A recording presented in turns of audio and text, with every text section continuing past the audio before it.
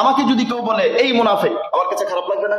কত বড় সাহস, আমাকে মুনাফিক বললো, এত বড় সাহস আমাকে মুনাফিক বলে।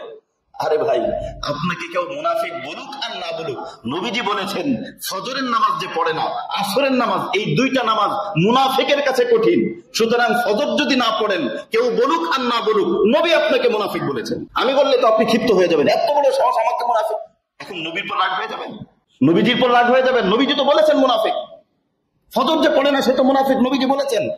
এখন আপনি কি করবেন? নবীজির উপর রাগ হয়ে যাবেন? না, রাগ হওয়া না, নিজের উপরে কষ্ট। মুসনাদে আহমদের হাদিস, নবীজি বলেছেন কেউ যদি নামাজ না পড়ে কেমন যেন সে কাফের হয়ে গেল, কেমন যেন সে কাফের হয়ে গেল। ইমাম আহমদ ইবনে হাম্বল বলেন সে কাফের, তার ঈমান নাই। সতর্ক হওয়ার জন্য কত মানুষ দেখলাম রাস্তায় বের হয়ে এলো। রাস্তায় বেরিয়ে আসলেই কি মানুষ মৃত্যু থেকে বাঁচতে পারবে?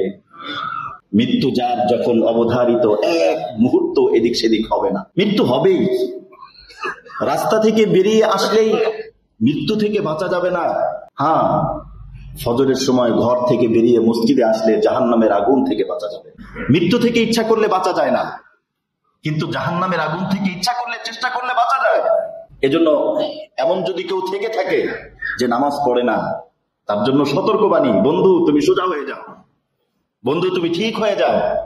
তোমার জীবনের শেষ দিনটা খুব ভালো হোক, প্রতিটি দিন ভালো হোক, বিশেষ করে একদম শেষ দিন যখন আমার ঈমান নিয়ে চলে যাওয়ার কথা, ঈমান নিয়ে রবের কাছে যাওয়ার কথা, ওই দিনটাই রবের কাছে জান নিয়ে যাওয়ার সময় যদি বলা হয় কেমন হলে তো নামাজ পড়েনি, বেনামাজি, বেঈমান, তখন তোমাকে মুমিনদের জায়গায় ইল্লিনে তোমার জায়গা হবে না, আল্লাহর কয়েদখানা সিজ্জিনে তোমার জায়গা হবে। আল্লাহ আমাদেরকে হিফাজত করুন, গোটা উম্মাহকে আল্লাহ হিফাজত করুন।